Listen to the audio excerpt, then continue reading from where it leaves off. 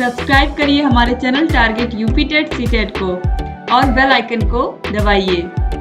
Hello दोस्तों, मैं आनंद स्वागत करता हूं आप सभी का आपके अपने चैनल और app target UP TET CTET में। दोस्तों, डीएलएड फर्स्ट सेमेस्टर की मैथ की तैयारी मैं आपको करा रहा हूं और यहाँ पे देखिए ये है आपका डीएलएड फर्स्ट सेमेस्टर का पवन सीरीज 2024 संस्करण, यानी कि नया सीरीज है ये इस साल जो आपके लिए आया है और इसको मैं पूरा सॉल्व करा रहा हूं। बहुत ही महत्वपूर्ण है आपके परीक्षा की दृष्टि से। और इससे पहले आपका राजन सीरीज जो है उसको कंप्लीट में सॉल्व करा चुका हूं, एक एक प्रश्न, ठीक। और इसमें पवन सीरीज में क्या क्या हम कर चुके हैं, बहुविकल्पीय प्रश्नों को पूरा मैं करा चुका हूं और अतिलघुत्तरीय प्रश्नों को पिछले क्लास में मैंने स्टार्ट कराया था। पिछले क्लास में हमने प्रश्न संख्या 24 तक देख लिया था, ठीक है। तो इस तरीके से अब इसी के प्रश्नों को, इसी के अकॉर्डिंग इसी के एक प्रश्न को हम डिस्कस कर रहे हैं। तो चलिए अब आगे हम डिस्कस करेंगे प्रश्न संख्या 24 के बाद देखिए प्रश्न संख्या 25 है। प्रश्न संख्या 25 से इस क्लास में हम डिस्कस करेंगे। इससे पहले क्लास अगर आपने नहीं देखा है तो सब कुछ आपके लिए अवेलेबल है, नीचे डिस्क्रिप्शन में लिंक दिया गया है। मैथ के सामने का लिंक आप क्लिक करोगे तो वहां से जाकर के एक लाइन से सभी जो चैप्टर वाइज मैंने आपको क्लास लिया है वह राजन सीरीज, पूरा राजन सीरीज के पूरे बहुविकल्पीय, अतिलघुत्तरीय, लघुत्तरीय और उसके बाद Pawan series, previous year question paper और मॉडल पेपर्स में आपके लिए लेके आऊंगा। ये सब कुछ आप देख सकते हैं चैनल पे, ठीक। तो चलिए अब हम स्टार्ट करेंगे। देखिए तो संख्या 25 आपसे क्या कह रहा है कि संपूर्ण संख्या है। संपूर्ण संख्या क्या होती है, तो वह संख्या जिसके सभी अपवर्तकों का योगफल उस संख्या का दोगुना हो, एक संपूर्ण संख्या कहलाती है। कोई संख्या संपूर्ण संख्या कब कहलाएगी, जब उसके जो अपवर्तक हैं, जो उसके गुणनखंड हैं, ठीक, उनका जो योगफल है वह उस संख्या का दोगुना हो, ठीक। जैसे कि अब 6 है तो 6 के अपवर्तक क्या होते हैं, 6 1 से कटता है, 2 से कटता है, 3 से कटता है और खुद 6 से कटता है। तो इनको जोड़िए, 1 धन 2 अपवर्तकों का योग कीजिए, कितना आ जाएगा, 1 और 2 3 हो जाएगा, 3 और 3 6 और 6 और 6 12 और ये 12 कितना है, 12 को लिख सकते हैं 2 गुणे 6। ये 6 का यानी कि इसी संख्या का 2 गुना हो गया, ठीक। तो यहां से आप समझ गए कि संपूर्ण संख्या किसको कहेंगे। तब हम इस संख्या 6 को क्या कह देंगे, यह एक संपूर्ण संख्या है। इसको बोलेंगे 6 को संपूर्ण संख्या, या इंग्लिश में इसको बोलते हैं परफेक्ट नंबर, परफेक्ट नंबर, ठीक। तो कंफ्यूज नहीं होना है, आपको समझ में आ रही बात है।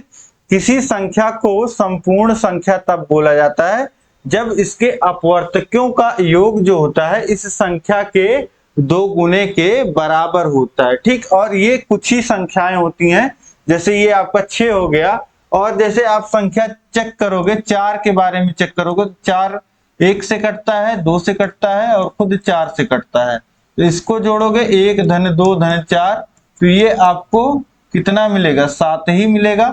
और 7 4 का दोगुना होता नहीं है तो ये आपका नहीं होगा, ठीक। तो ये संपूर्ण संख्या नहीं होगा। तो इस तरीके से पूर्ण संख्या, होल नंबर्स, जैसे अब कंफ्यूज होंगे कई लोग, पूर्ण संख्या जिसे होल नंबर हम लोग बोलते हैं उससे इसको कंफ्यूज कर जाएंगे। तो कंफ्यूज मत करिएगा। होल नंबर क्या होता है आपका, जो प्राकृतिक संख्या होती है, गिनती की संख्या में अगर 0 लिख देते हैं तो ये आपकी पूर्ण संख्याएं हो जाती हैं। ये समझिए लगभग गिनती की संख्याएं आपकी पूर्ण संख्या हो जाती है, ठीक। और संपूर्ण संख्या, तो संपूर्ण संख्या मतलब कि ये आपका परफेक्ट नंबर। और ये 6 होता है, 1 से 100 के बीच में 6 होगा और 28 आपको मिल जाएगा। देखिए 28 1 2 4 से भी कटेगा और 7 से कटेगा। इसके बाद देखेंगे, इसके बाद किससे कटेगा, 8 से नहीं कटेगा, 9 से नहीं, 10 से नहीं, 11 से नहीं, 12 से नहीं, 13 से नहीं, 14 से कटेगा, 14 से कटेगा और फिर 28 से ही कटेगा। तो अब जोड़ लीजिए, 1 और 2 3, 3 और धन 4 7 और 7 और 7 14 और 14 14 28 और 28 28 56, योग कितना आ जाएगा 56, जो कि 28 का दोगुना है। तो 28 भी हमारा क्या हो जाएगा, एक संपूर्ण संख्या हो जाएगा। ठीक, तो इस तरीके से संपूर्ण संख्या क्या होता है आप समझ गए। अब इसके बाद हम लोग देखेंगे तो संख्या 26 है, स्तंभ 1 की संख्याओं का स्तंभ 2 के अपवर्तकों से मिलान कीजिए। स्तंभ 1 में क्या दिया गया है, पहले पे 15 है, अब 15 का आप अपवर्तक यहाँ पे पूछ रहा है। अपवर्तक मतलब कि जो गुणनखंड है, जो इसको 15 को पूरा पूरा डिवाइड कर देते हैं। तो 15 देखिए 1 से कटेगा, 1 तो सब में ही लिखा है, 2 से नहीं कटेगा, तो जहां 2 आ रहा है वो नहीं होगा, ये आपका अंगा नहीं होगा, का और खा नहीं होगा। ठीक, गा और घा में देखिए। अब इसके बाद ये 2 से नहीं कटता, 3 से कटता है, 3 बच्चे 15 होता है, तो 3 देखिए दोनों जगह आ रहा है। और फिर ये 5 से कटेगा, 3 के बाद 4 से कटेगा नहीं, 5 से नहीं, 5 से कटेगा, उसके बाद 6 7 8 9 10 किसी से नहीं कटेगा, खुद 15 से कटेगा। तो ये आपका गा वाला हो गया। ठीक, पहले का आपका ये गा वाला हो गया, 1 3 5 और 15। इसके बाद दूसरे का देखिए 24 किससे कटेगा, 1 से 2 से 3 से भी कटेगा, 1 2 और 3, फिर 4 से 6 से 12 से 24 से। तो ये आपका अंगा वाला हो गया। देखिए अंगा में दिया गया है। इसके बाद 21 1 से 3 से, उसके बाद 7 से कटेगा आपका, 1 से 3 से और 7 से, और 21 खुद से। तो ये घा का हो गया। ठीक, तो ये तीनों आपको मिल गए, का और खा रह गए हैं यहाँ पे। तो अब आपको दिख रहा है 32, 1 2 4 8 16, 32 खुद से कटेगा, तो ये का हो गया, और सबसे लास्ट में आ गया आपका खा। ठीक, वही बचा ही है, तो ये खा, और देख ही रहे हैं 36 से कट रहा है। तो गा अंगा घा का और खा, तो ये आपका किस ऑप्शन में दिया होगा, वही ऑप्शन आपका सही होगा। ठीक है, तो यहाँ सीरीज में मैं आपको बता देता हूं कौन सा ऑप्शन आपका सही है। यहाँ पे ऑप्शन आ नहीं पाया है, तो यहाँ पे ऑप्शन यहाँ पे दिया ही नहीं है, बल्कि इस प्रश्न में आपको ऑप्शन दिया ही नहीं, क्योंकि यह आपका तिलगुत्तरी प्रश्न है। इस पार्ट को यहाँ पे आपको बस ऑप्शंस बताने थे। ठीक है, तो इस तरीके से ऑप्शंस आपने सही सही बता लिए होंगे। अब इसके बाद हम लोग देखेंगे तो संख्या 27 है, अपवर्तक किसे कहते हैं। अपवर्तक तो किसी दी गई संख्या को पूरा पूरा विभाजित करने वाली जो संख्याएं होती हैं, वह उस संख्या की अपवर्तक कहलाती हैं। ठीक है, या दूसरे शब्दों में आप कह सकते हैं, कोई संख्या जिन संख्याओं से पूरा पूरा विभाजित होती है, वह संख्याएं दी गई संख्या की अपवर्तक कहलाती हैं। जैसे जब हम 12 को 2 3 4 6 और 12 से विभाजित करते हैं, तो 1 गुणे 12 बराबर होता है 12, 2 गुणे 6 बराबर 12, 3 गुणे 4 बराबर 12, 4 गुणे 3 बराबर 12, 6 गुणे 2 बराबर 12, 12 गुणे 1 बराबर 12। यहाँ उपयुक्त सभी 12 के अपवर्तक हैं। ठीक है, इसको आप अपवर्तक को गुणनखंड भी कहते हैं, इसको गुणनखंड भी बोल देते हैं, क्योंकि जब भी जैसे अब 12 को आप लिखोगे 3 गुणे 4, तो ये 3 और 4 क्या हैं, ये 12 के अपवर्तक हैं और गुणनखंड भी कहोगे। और ऐसे 12 के अपवर्तक लिखने जाओगे तो 1 2 3 4 6 और 12 खुद, ये हैं 12 के अपवर्तक। वे संख्याएं जो दी गई संख्या को पूरा पूरा विभाजित कर देती हैं, दी गई संख्या की अपवर्तक कहलाती हैं। ठीक, या दूसरा परिभाषा अपवर्तक का, वे संख्याएं जो दी गई संख्या को पूरा पूरा विभाजित कर दें, उस संख्या की अपवर्तक कहलाती हैं। ठीक है, तो आप कोई भी परिभाषा लिखिए, सही होगा आपका। इसके बाद हम लोग देखते हैं तो संख्या 28 है, अपवर्त्य गुणज किसे कहते हैं। अब अपवर्त्य की बात आ गई, तो अपवर्त्य के लिए मैंने आपको क्या बताया है, वे संख्याएं जो किसी दी गई संख्या की गुणज होती हैं, क्या कहलाती हैं? उसका अपवर्त्य कहलाती हैं। गुणज अब या वे संख्याएं जो दी गई संख्या में प्राकृतिक संख्या से गुणा करने पे प्राप्त होती हैं, उस संख्या की अपवर्त्य कहलाती हैं। जैसे यहाँ पे देखिए 3 गुणे 6 बराबर 18 है। यहाँ 3 और 6 अपवर्तक तथा 18 अपवर्त्य है। 18 क्या है? अपवर्त्य है। अब 18 के बारे में सोचिए, अगर 18 है तो ये किन किन संख्याओं से कट रहा है? पूरा पूरा 3 और 6 से। तो 18 क्या हो जाएगा? 3 और 6 का अपवर्त्य हो जाएगा। ठीक, इसको दूसरी भाषा में समझिए। अब 18 के अपवर्त्य अगर हमको निकालने हैं, किसी संख्या के अपवर्त्य अगर निकालने हैं, तो हम क्या करते हैं? उसमें प्राकृतिक संख्याओं का गुणा कर देते हैं। प्राकृतिक संख्या क्या? 1 2 3 4 5 6 इस तरीके से गुणा करेंगे। तो देखिए 18 का गुणा करेंगे, 18 18 दूनी 36, 18 3 54 54 हो गया, और 18 चौक 72 और 18 पचे 90। इस तरीके से आप गुणा करते जाओगे तो ये आपका क्या हो जाएगा? ये आपको गुणज अपवर्त्य मिलते जाएंगे, 18 के अपवर्त्य। ठीक है, तो यहाँ पे 18 खुद 18 का अपवर्त्य होगा, 36 18 का अपवर्त्य होगा। क्यों? क्योंकि यह 36 जो है वह पूरा पूरा 18 से कट जा रहा है। तो यहाँ पे आप लिख सकते हैं वे संख्याएं जो दी गई संख्या से पूरा पूरा विभाजित हो जाता है वह अपवर्त्य कहलाता है। ठीक, और अपवर्त्य और अपवर्तक में कंफ्यूज मत होइएगा। अपवर्त्य क्या होते हैं? अपवर्त्य जो होते हैं वह दी गई संख्या से विभाजित होते हैं, और अपवर्तक में होता है जो दी गई संख्या को विभाजित करने वाली संख्याएं होती हैं वह अपवर्तक होती हैं। ठीक, तो इस तरीके से अब ये आपका हमने क्या लिखा है? ये 18 के अपवर्त्य हैं, ये आपके अपवर्त्य हैं।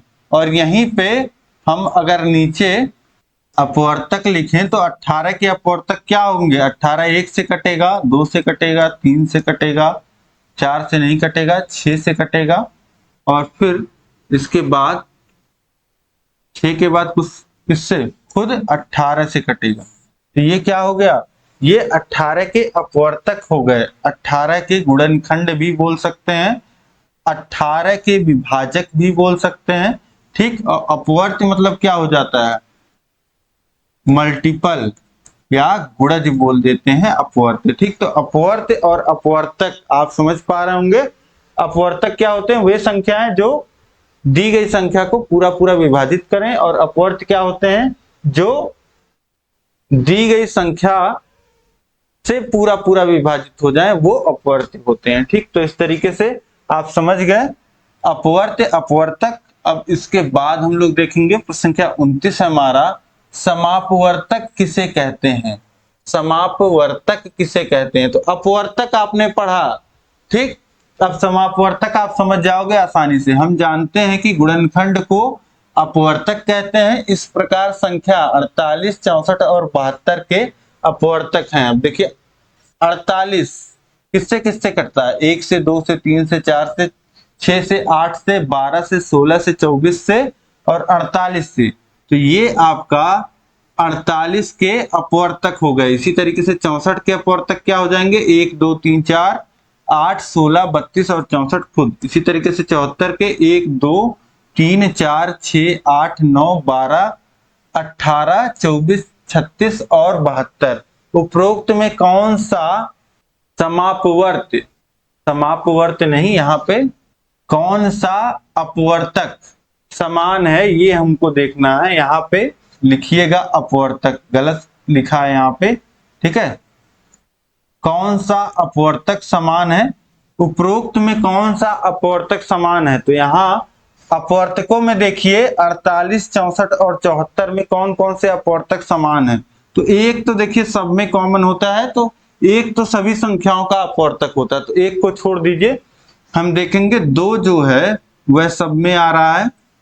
ठीक, इसके बाद 4 को देखिए, 3 जो है यहाँ नहीं है, 4 जो है सब जगह है, इसके बाद 6 को देखिए 6 सब जगह नहीं है, 8 जो है वो आपको सब जगह देखने को मिलेगा और 12 जो है नहीं है, 16 को देखिए तो 16 यहाँ नहीं है और इसके बाद 18 को देखेंगे नहीं है, 24 को यहाँ नहीं है। तो इस तरीके से ये 3 संख्याएं आपको 2, 4 और 8 ऐसी मिल रही हैं जो 48 की भी अपवर्तक हैं, 64 की भी और 74 की भी। तो यहाँ 3 संख्याओं 2, 4 और 8 समान अपवर्तक हैं, अर्थात समान अपवर्तक को ही समापवर्तक, समा मतलब समान अपवर्तक जब होंगे, जब कई संख्याएं दी होंगी और उनमें अपवर्तकों की बात चलेगी कि इस संख्या का ये अपवर्तक है, ये संख्या इन संख्याओं से पूरा कटती है और ये जो दी गई संख्या है इन संख्याओं से पूरा कटती है और ये जो दी गई संख्या है इन संख्याओं से पूरा कटती है। अब हम देखेंगे कि इन जो काटने वाले जो गुणनखंड हैं उन गुणनखंडों में समान क्या है। तो 2, 4 और 8 इन तीनों में है, तो इन तीनों को क्या कहेंगे, समापवर्तक। क्यों? क्योंकि ये तीनों संख्याओं को ही पूरा विभाजित कर रहे हैं। ठीक, तो इस तरीके से 2, 4 और 8 आपके समापवर्तक हो गए। ठीक, तो समापवर्तक यही होते हैं जो दी गई संख्याओं को, वे संख्याएं जो दी गई सभी संख्याओं को पूरा विभाजित करते हैं, दी गई सभी संख्याओं को पूरा विभाजित करते हैं, वह आपके समापवर्तक कहलाते हैं। जैसे 2, 4 और 8 सभी दी गई संख्याओं को 48, 64 और 74 को पूरा विभाजित करते हैं। और ये 74 नहीं, ये 72 है, इसको सही कर लीजिएगा। ये तभी तो मैं देख रहा हूं बार क्यों ये 74 बार दिमाग में आ रहा था कि ये 74 क्यों लिखा है, यहाँ पे 72 होगा। ठीक है, तो इस तरीके से इसको सही कर लीजिएगा। यहाँ पे 72 है 72 में, यहाँ पे 72। ठीक, तो इस तरीके से ये प्रश्न आप समझ गए होंगे अच्छे से कि ये जो है 2, 4 और 8 इनको हम क्या कहेंगे, 48, 64 और 72 का समापवर्तक कहेंगे। इसके बाद देखिए प्रश्न 30 है, समापवर्त्य किसे कहते हैं। तो हम जानते हैं कि समान अपवर्तकों को समापवर्त्य कहते हैं। जैसे यहां पे देखिए, अब प्रश्न को पढ़िए, समापवर्त्य किसे कहते हैं। तो समापवर्त्य, यहाँ पे अपवर्त्य रहेगा, इसको सही कर लीजिएगा। और यहाँ पे भी देखिए अपवर्तकों का लिखा है, ये यहाँ पे आप लिखिए अपवर्तियों। हम जानते हैं कि समान अपवर्तियों को समापवर्त्य कहते हैं। ठीक है, यहाँ पे इन्होंने, यहाँ पे अपवर्त्य आप लिखिएगा, अपवर्तकों को समापवर्त्य। ठीक, तो ये दरअसल ये जो शब्द है इतना एक सा है, उसको हम लोग बोलते हैं समापवर्तक, इसे बोलते हैं समापवर्त्य। ठीक है, ये समापवर्तक लोग लिख देते हैं। ठीक है, तो अनजाने में आपके सीरीज में भी गलती की गई है और यहाँ पे ये तो गलती लिखने में हुई थी। ठीक, तो इस तरीके से हम जानते हैं कि समान अपवर्तकों को समापवर्त्य कहते हैं। ठीक, तो समान अपवर्त्य जहां हो जाएंगे, जैसे संख्याएं दी गई हैं आपको 3, 6 और 9। अब अपवर्त्य क्या होते हैं, गुणज होते हैं, मल्टीपल होते हैं। जब हम दी गई संख्याओं में प्राकृतिक संख्या का गुणा कर देते हैं तो हमको उस संख्या का अपवर्त्य मिल जाता है, मतलब वे संख्याएं मिल जाती हैं जो दी गई संख्या की मल्टीपल होती हैं, यानी कि दी गई संख्या से पूरा विभाजित होने वाली संख्या है। जैसे 3 में प्राकृतिक संख्या का गुणा करेंगे तो 3, 6, 9, 12, 15 और 18 मिलेगा। 6 में गुणा करेंगे तो 6, 12, 18, 24, 30 इस तरीके से मिलेगा। और 9 में गुणा करेंगे तो 9, 18, 27, 36, 45 इस तरीके से मिलेगा संख्याएं। अब हम अपवर्तियों में देखेंगे कि क्या हमको कॉमन मिल रहा है। यहाँ पे आप देखोगे तो ये 12 जो है आपको यहां भी मिल रहा है, यहां भी, और यहां नहीं मिल रहा है। तो 12 आपका कॉमन नहीं होगा। जैसे 3 तो होगा नहीं, 6 भी नहीं है, 9 भी नहीं है, 12 भी नहीं है, और इसके बाद आप देखिए 18।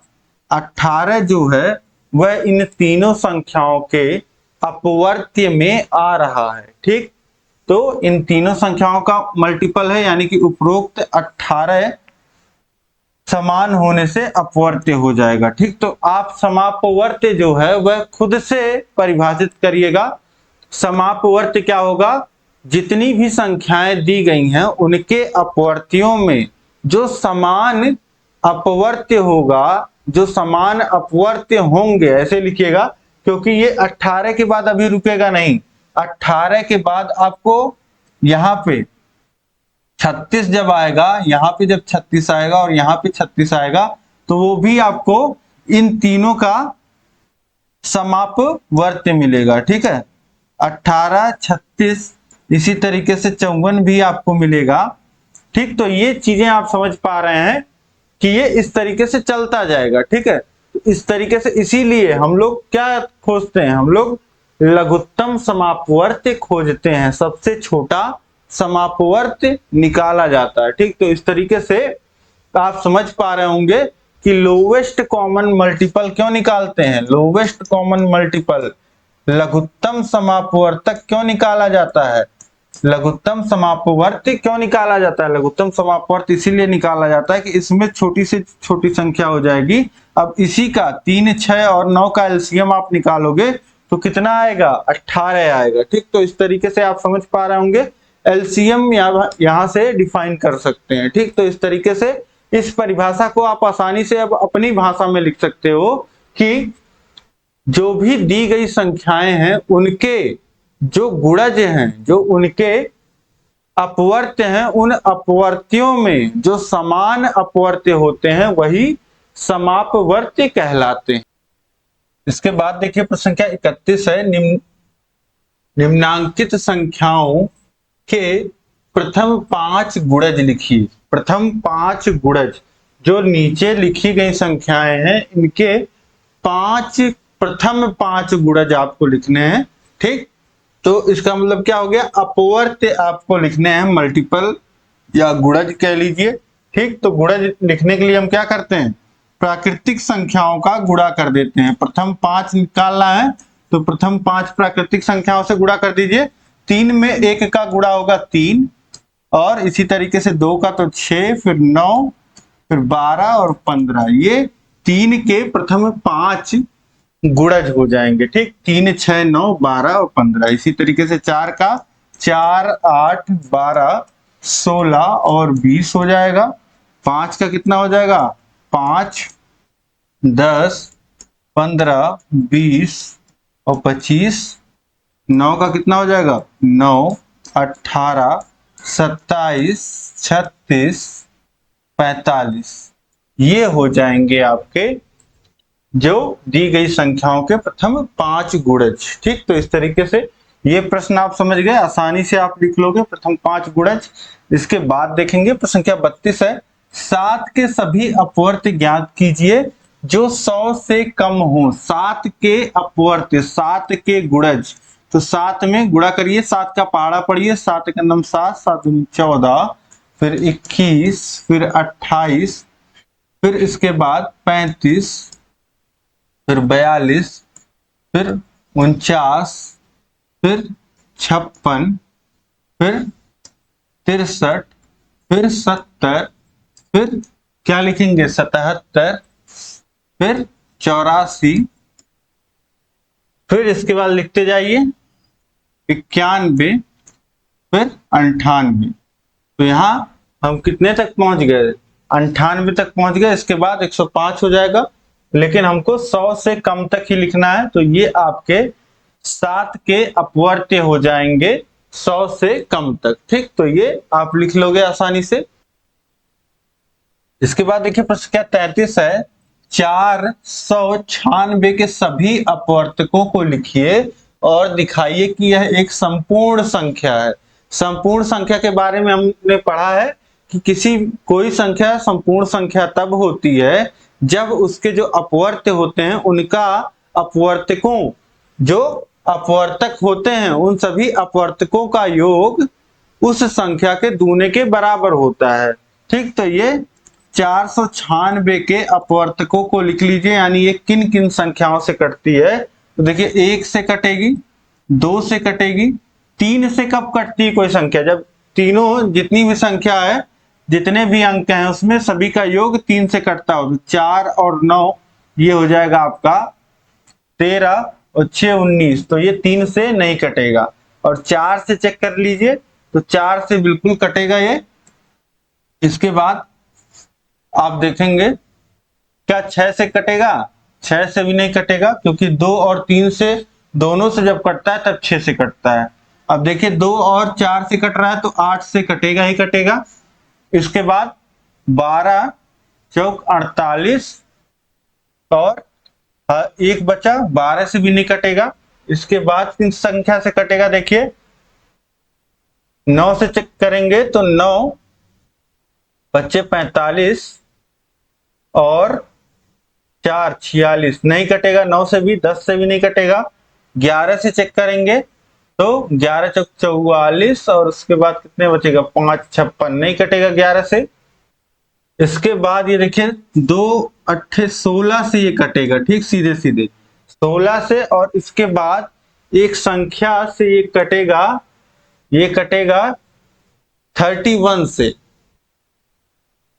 16 के बाद ये 31 से कटेगा और 31 के बाद 31 से चेक कर लीजिए आप, 31 से कटेगा। 31 के बाद ये 31 को दूना कर दीजिए, तो 31 से अब देखिए जब आप ये निकाल ले रहे हैं कि अब देखिए 31 से कट गया, 62 से कटेगा, 62 के बाद ये जो कटेगा ये 124 से कटेगा और 248 से कटेगा और फिर इसके बाद खुद 496 से कटेगा। तो 496 के आपके अपवर्तक जो हो जाएंगे वह हो जाएगा 1 2 4 8 16 31 62 124 248 496।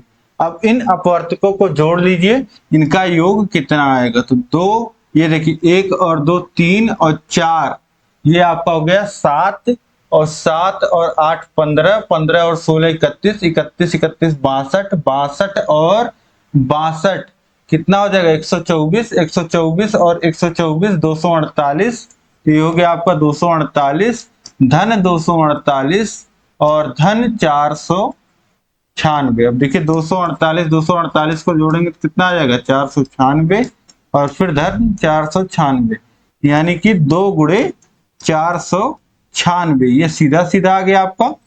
तो यही आपको देखना ही था कि दूना जो है वह हो रहा है कि नहीं अपवर्तकों का योग। तो दूना हो रहा है, तो 496 यह एक संपूर्ण संख्या होगी। ठीक है, आप लिखिएगा, क्योंकि इसका जो योग है वह दूना है, अपवर्तकों का योग जो है वह संख्या का दूना है, तो यह संपूर्ण संख्या होगी।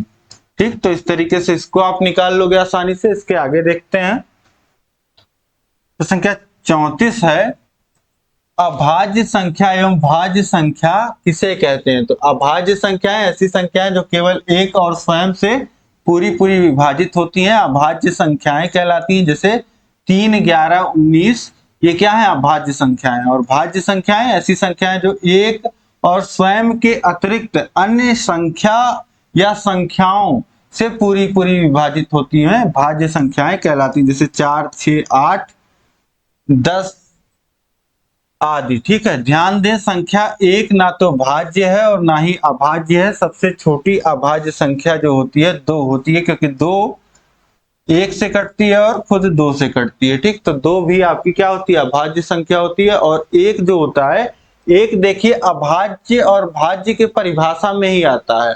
तो 1 जो होता है वह ना भाज्य होता है ना अभाज्य होता है। इसके बाद हम लोग देखेंगे संख्या 35 है, 9 के अभाज्य गुणनखंड बताइए। 9 का अभाज्य गुणनखंड, 9 को क्या लिख सकते हैं, 3 गुणे 3 लिख सकते हैं। और 3 क्या है, एक अभाज्य संख्या है, तो अभाज्य संख्या के गुणे के रूप में हमने लिख दिया। तो ये आपका क्या हो गया, 9 का अभाज्य गुणनखंड हो गया, यही होगा। ठीक, तो इस तरीके से ये आपका उत्तर हो गया। तो संख्या 36 है, यदि किसी संख्या के अभाज्य गुणनखंड 2, 2 और 3 है तो संख्या होगी। तो संख्या बराबर हो जाएगा, देखिए संख्या बराबर इन्हीं अभाज्य गुणनखंडों का गुणा करके ही संख्या बनती है। तो ये हो जाएगा 2 दूनी 4 और 4 तियां 12, यानी कि संख्या क्या हो जाएगी 12। ठीक, तो आसानी से कहीं भी आपको अगर अभाज्य गुणनखंड दिया है किसी संख्या का, तो उन जितने भी अभाज्य गुणनखंड है उनका गुणा कर देंगे तो आपको संख्या प्राप्त हो जाएगा। ठीक, तो इस तरीके से ये प्रश्न आप कर लेंगे। इसके बाद देखिए प्रश्न संख्या 37 है, एक संख्या के गुणनखंड 8 और 3 है, उसके अभाज्य गुणनखंड बताइए। अब एक संख्या है, उसका जो गुणनखंड है उसको 8 गुणे 3 लिखा जा सकता है। अब अभाज्य गुणनखंड करना है तो देखिए 8 एक भाज्य संख्या है। 8 किससे कटता है? 1 से, तो 1 को तो छोड़ दीजिए, 2 से कटता है, 4 से कटता है और खुद 8 से कटता है। तो 4 जो है भाज्य संख्या है, तो इसको हम 2 के गुणे के रूप में लिखेंगे। तो 2 गुणे 2 गुणे 2 लिख सकते हैं 8 को, और ये 3, यही हो जाएगा आपका अभाज्य गुणनखंड। ठीक, तो एक संख्या के गुणनखंड 8 गुणे 3 है, उसका अभाज्य गुणनखंड बताइए। तो यही केवल आपसे पूछ रहा है, संख्या पूछ भी नहीं रहा है। संख्या तो 8 त्रिक 24 वैसे ही होगा, 24 होगा, लेकिन आपसे केवल अभाज्य गुणनखंड पूछ रहा है, तो यही सही हो जाएगा। इसके बाद देखिए प्रश्न संख्या 38 है, 79 की अनुवर्ती प्राकृतिक संख्या बताइए। अनुवर्ती कहे या उत्तरवर्ती कहे, इसका मतलब आप होता है इसके बाद आने वाली संख्या। तो 79 में 1 जोड़ेंगे, ये हो जाएगा 80। ठीक, तो ये हो जाएगा 80। 79 में के बाद जस्ट आने वाली संख्या क्या है? 80। अब इसके बाद देखिए 39 है, 100 की पूर्ववर्ती प्राकृतिक संख्या। देखिए पूर्ववर्ती आ गया, पूर्ववर्ती यानी कि किसी संख्या के पहले आने वाली संख्या निकालने के लिए क्या करेंगे? 100 में से 1 घटा देंगे, पूर्ववर्ती संख्या 100 की क्या हो जाएगी? 99। ठीक, तो बहुत ही आसान प्रश्न है। इसके बाद हम देखेंगे प्रश्न संख्या 40 है, 1005 की अनुवर्ती प्राकृतिक संख्या। अनुवर्ती मतलब 1005 के जस्ट बाद आने वाली संख्या क्या हो जाएगी? 1006। ठीक, तो ये भी आप बहुत ही आसानी से कर लोगे।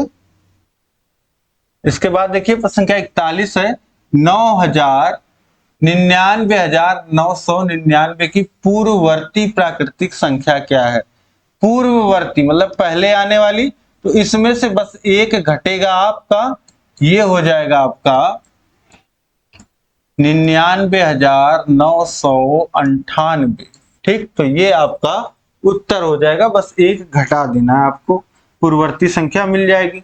इसके बाद हम लोग देखेंगे प्रश्न संख्या 42 है, सबसे बड़ी प्राकृतिक संख्या बताइए। सबसे बड़ी प्राकृतिक संख्या कोई भी नहीं होती है। ठीक है, इसे हम इन्फिनिटी बोल देते हैं, क्योंकि हम इसका मान नहीं निकाल सकते हैं। तो सबसे बड़ी प्राकृतिक संख्या कोई नहीं होती है, क्योंकि उसकी अनुवर्ती संख्या उससे बड़ी होती है। कोई संख्या आप बोलोगे कि ये सबसे बड़ी है, तो उसमें 1 जोड़ के आप उससे बड़ी संख्या प्राप्त कर सकते हो। तो वही यहाँ पे लिखा गया है।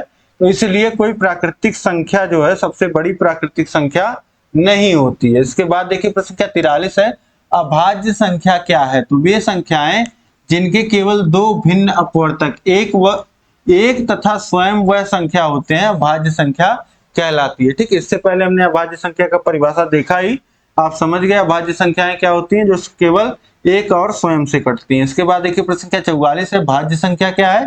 तो वे संख्याएं जिनके 2 से अधिक भिन्न अपवर्तक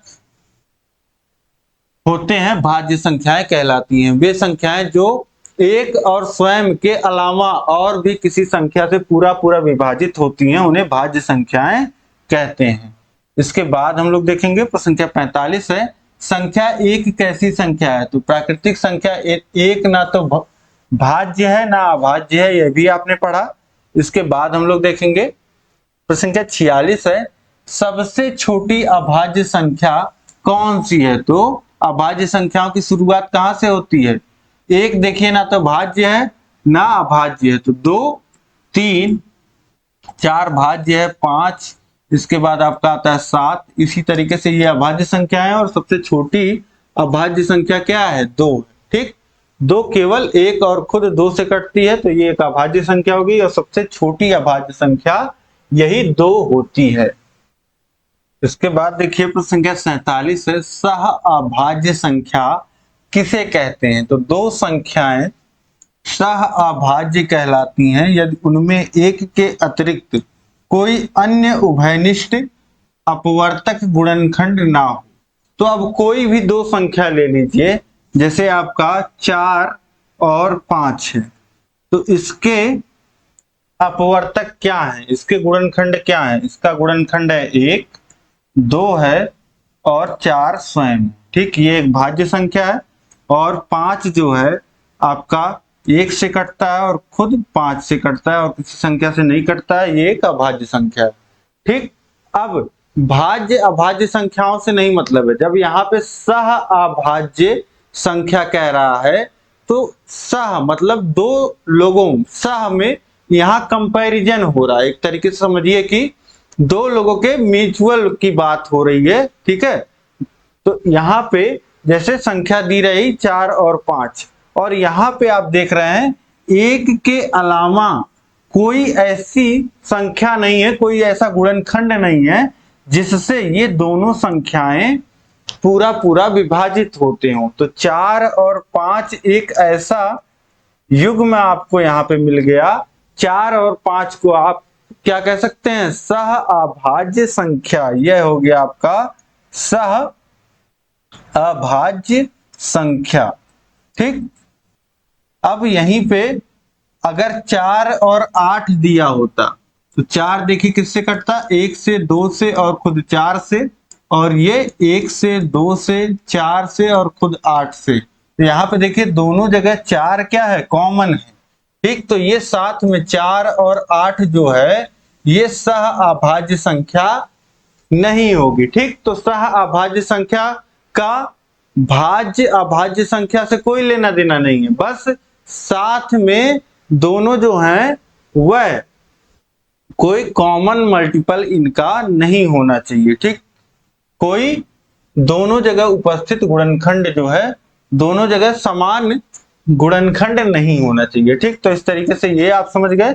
इसके बाद हम लोग देखते हैं प्रश्न संख्या 48 है, अभाज्य गुणनखंड किसे कहते हैं? अभाज्य गुणनखंड यदि किसी संख्या के सभी गुणनखंड अभाज्य संख्याएं हो तो वे अभाज्य गुणनखंड कहलाते हैं। जैसे 16 को आप 4 गुणे 4 लिख सकते हैं, लेकिन 4 क्या है? भाज्य संख्या है। तो इसी 16 का अभाज्य गुणनखंड अगर लिखना होता है तो लिखते हैं 2 गुणे 2 गुणे 2 गुणे 2। क्यों? क्योंकि ये 2 क्या है? अभाज्य संख्या है। अभाज्य गुणनखंड में, ठीक है, अभाज्य गुणनखंड जब हम लिखते हैं तो कोई भी ऐसी संख्या नहीं आएगी जो भाज्य हो। ठीक है, जैसे अभी आपको लिखना हो कितना? 90। 90 को आप कितना लिख सकते हैं? 9 गुणे 10 भी लिख सकते हैं। ठीक, और क्या लिख सकते हैं? 90 को, 90 को ही लिख सकते हैं आप 3 गुणे 30, ये भी लिख सकते हैं। और 90 को क्या लिख सकते हैं? 3 गुणे 3 गुणे 10, ये भी लिख सकते हैं। ठीक, अब ये क्या है? अभाज्य गुणनखंड कोई सा भी नहीं है, ये भी नहीं है, क्योंकि 10 जो है ये भाज्य संख्या है, यहाँ 30 भाज्य संख्या है, यहाँ फिर से 10 भाज्य संख्या है। तो 90 का अभाज्य गुणनखंड अगर लिखना है आपको तो लिखेंगे आप, सबसे पहले 2 से कट रहा है तो 2, फिर देखिए 3 से भी कटता है तो 2 गुणे 3 गुणे 3, ठीक, और गुणे 5, ये होगा 90 का अभाज्य गुणनखंड। ठीक, तो इस तरीके से अभाज्य गुणनखंड आप समझ गए। जब कोई संख्या अपने गुणनखंडों के इस तरीके से गुणे के रूप में लिखा हो कि जो गुणे के रूप में जो गुणनखंड लिखे हैं वह सभी अभाज्य संख्याएं हो तो वह अभाज्य गुणनखंड हो जाता है। ठीक, तो इस तरीके से यहाँ पे प्रश्न संख्या 48 तक आप समझ गए। उम्मीद है कि यहाँ तक सभी प्रश्न आपको समझ में आ गए होंगे। इस क्लास को लाइक कर दीजिए। सभी प्रश्न आपको समझ में आ गए हैं तो यस लिख करके कमेंट करिएगा, और कहीं किसी क्वेश्चन में दिक्कत हो तो क्वेश्चन नंबर डाल दीजिएगा। और आपको यह क्लास कैसी लगी आपको कमेंट करके बताना है। किस तरीके से क्लासेस आपको कैसी लग रही हैं ये कमेंट करके बताइए। और जो भी आपके सवाल सुझाव हो कमेंट करिएगा, ठीक है। कमेंट सबको करना है, कुछ ना कुछ। यस तो लगभग सभी लोग को समझ में आ गया होगा, तो सभी लोग यस कमेंट कर दीजिए। और इसी तरीके से देखिए आपको सब तक इस क्लास को पहुंचाना है, ताकि सभी लोग इसी तरीके से आसान भाषा में आपका पूरा जो है पवन सीरीज पढ़ पाए। देखिए कई जगह गलतियां दी गई हैं, अगर आप खुद से पढ़ने जाओगे तो समय भी जाएगा और कई जगह आप अटकोगे भी। तो यहाँ पे मैं आपको अच्छे से प्रैक्टिस करा रहा हूँ, तो ये बहुत हेल्पफुल है। तो शेयर करिए जितने भी आपके कॉलेज के ग्रुप हैं, और हर जगह आप शेयर करिए, अपने खास मित्रों में शेयर करिए। चैनल को सब्सक्राइब नहीं किया तो सब्सक्राइब कर लीजिए। नीचे सभी विषयों का लिंक दिया गया है, सभी विषयों को पढ़िए, अपने तैयारी को बेहतर बनाइए। सभी विषय इसी प्रकार से पढ़ाए गए हैं, ठीक। तो उम्मीद है आप इसी तरीके से पढ़ते रहेंगे। नीचे चैनल के लोगो पे क्लिक कर लीजिए या किसी लिंक पे क्लिक कर लीजिए जो डिस्क्रिप्शन में दिया गया है, वहां से आप पढ़ते रहिए, ठीक है। अपनी तैयारी को बेहतर बनाते रहिए। मिलेंगे हम लोग नेक्स्ट क्लास में, अगले पार्ट में, पार्ट 3 में। जय हिंद, जय भारत।